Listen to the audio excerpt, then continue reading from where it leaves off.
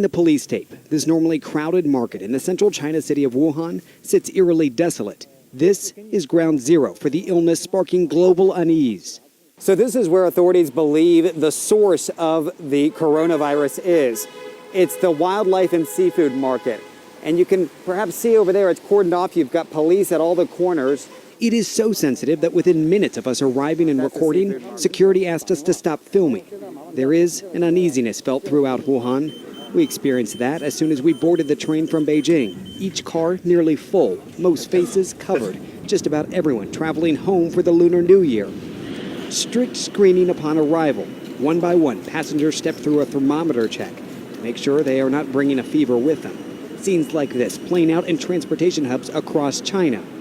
The virus was being spread mainly through respiratory transmission and is likely to mutate, which will increase the risk of epidemics spreading. In addition, the Spring Festival travel rush saw a mass migration of people, and that has objectively increased the risk of epidemics spreading and the difficulties in taking effective preventative and control measures. We should always be on high alert and never take this lightly.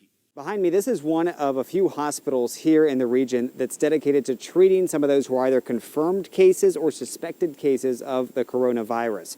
Out front, you've got a few staff members who we notice are all wearing masks. Some of them are even wearing protective gloves, just to prevent any potential exposure.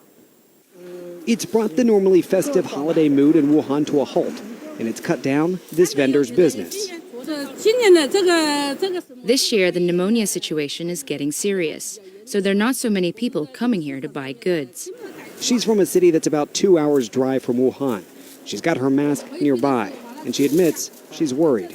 And so too is her daughter and other relatives. They were asking me to go back home, but I can't leave with all my inventory here. I've already bought these goods. I have no choice, and I have to stay here and resign myself to my fate. Other vendors more hopeful. This woman telling me she does not feel the need to wear a mask.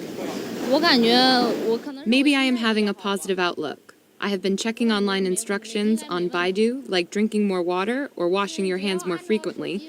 I think that should be fine. The unknowns looming over a city with a rising death toll. Unclear what's next for Wuhan and the 11 million people who call it home.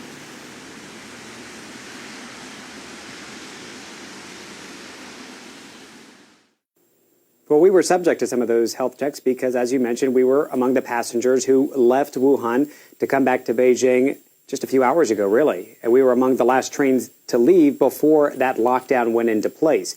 Now, it's pretty basic as far as what the screening in of itself looks like. I mean, as soon as we got off the train here, it was one by one that they would put a thermometer to our heads and check to see whether or not we had a fever, and then let us continue walking.